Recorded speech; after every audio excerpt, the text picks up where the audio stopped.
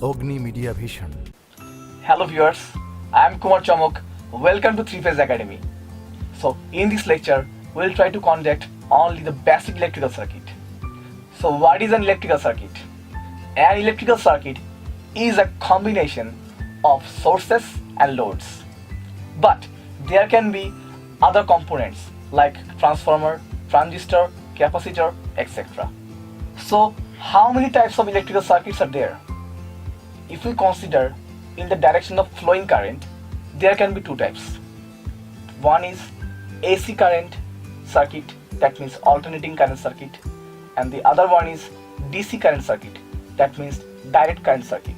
But in this lecture, we will try to conduct only the DC circuit. Now, let us draw the circuit.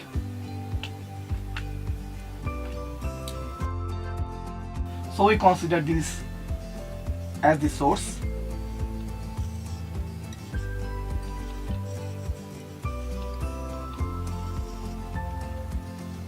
This is the load and this is the current. We have told earlier that an electrical circuit consists of source and load. Here this is a voltage source and here this is a resistive load and this is the current. So we can see from the figure that an electrical circuit consists of voltage, current and resistive load or loads. Now for further details, we have to know what is voltage, what is current and what is load. There can be two types of current. One is alternating current and another one is direct current. What is alternating current? The current which actually changes its direction within a given time is an alternating current. But in case of direct current, the current remains constant. It never changes its direction on a given time. Now, we have to know the other two components like loads and voltage. So, let us know what is load.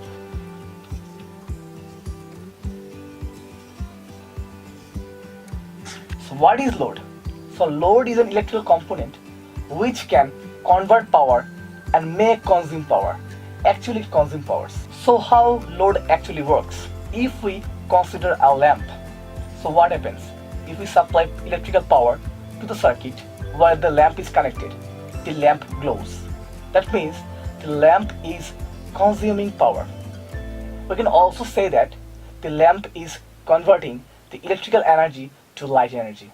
Again, if we consider a motor that is connected to the circuit, again if we give electrical power as input and we can see in the output the motor is running. That means the electrical power is converting into the mechanical power. So now the question arises, how many types of load are there? So there can be three types of load. What are they? There can be resistive load, capacitive load and inductive load. Since our lecture is on DC circuit, so we will try to conduct only the resistive load. So a resistive load is actually a resistor. So what is resistor? So a resistor is an electrical component which actually opposes or hindered the flow of current. So how can we prove that? So let us figure it out from the circuit. We consider this as a voltage source. The current is flowing, that is I, and the resistive load. So now we consider this voltage source as 1 volt and the current flowing is 1 ampere and resistive load is 1 ohm. Now, why this wire is actually consuming the 1 ampere? So that means the maximum current flowing through this conductor is 1 ampere and it is the highest. So how we can prove that? We know from the Ohm's law. So what is Ohm's law? V equal to IR. So we need to know the current. So what we can get?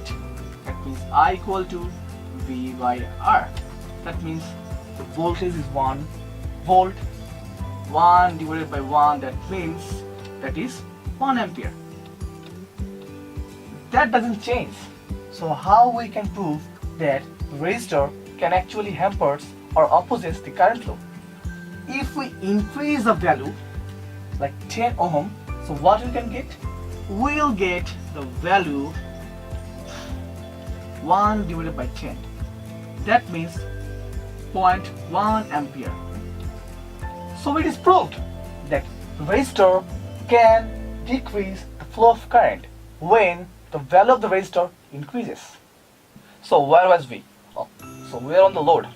Now take a look at the current. Now we will discuss the basic knowledge of current. So what do we mean by current? Let us know.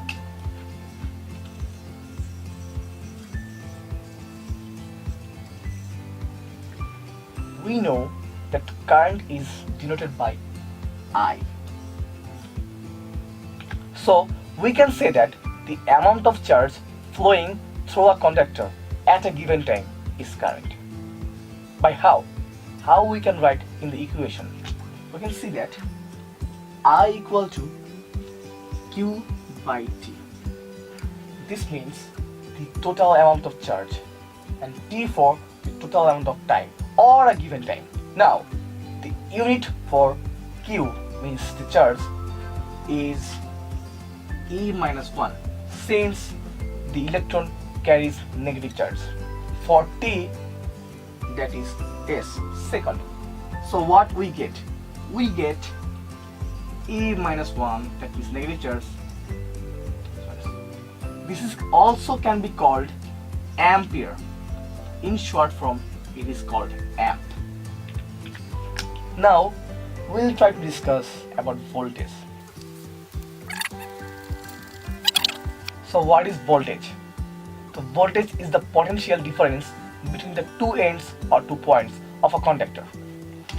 So if we consider these 2 points A and B, that means the potential difference between these two conductor or the ends is the voltage difference, and for this voltage difference current flows. That means the voltage is the force which actually forces the current to flow through the conductor. So guess what? Now we will discuss about source. So what is source? Source is nothing. Actually, it gives power to the whole circuit system. So source can be divided into 2 parts. So what are they?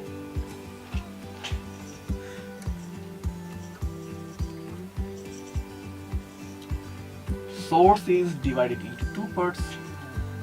That is voltage source and current source.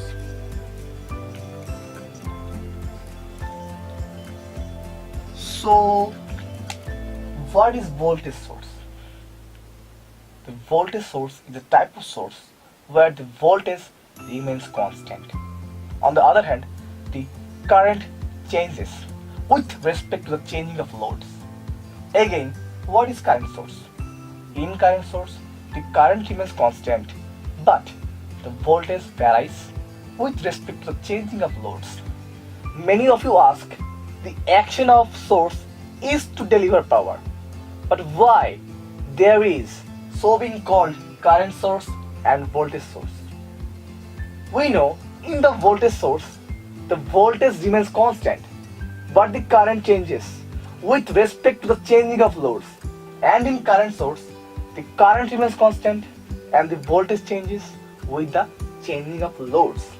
But this is not yet finished. So what happened next? The voltage source is divided again into 2 categories. That is dependent voltage source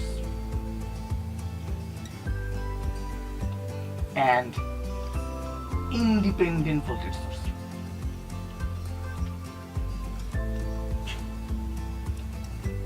So coming to the current part, there is also dependent current source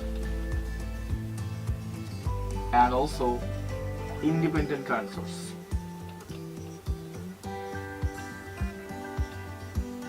But there is a twist. So what is the twist? In this dependent voltage source, there are two types. What are they? They are voltage dependent voltage source and current dependent voltage source. But for this independent, there is only independent voltage source. Again, in current dependent source, there are two types: current dependent current source and voltage dependent current source. So now, what is voltage dependent voltage source?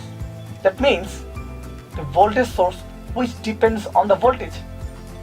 And what is current dependent voltage source? It's easy, right?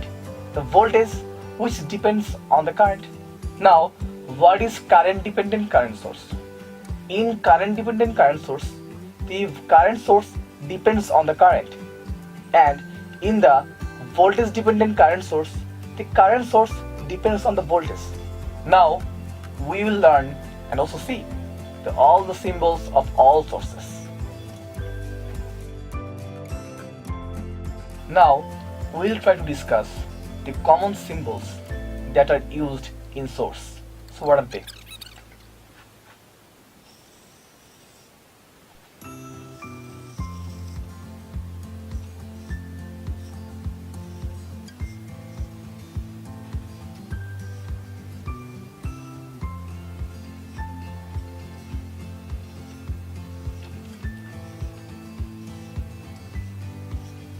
So when there is a circular shape, it means the source is independent. But when there is a negative or positive signs, it means it is a voltage source. Again, when there is a rectangular shape, it is a dependent source. But again, when you see the symbol of negative and positive, it means it is a voltage source. That means these two are voltage source.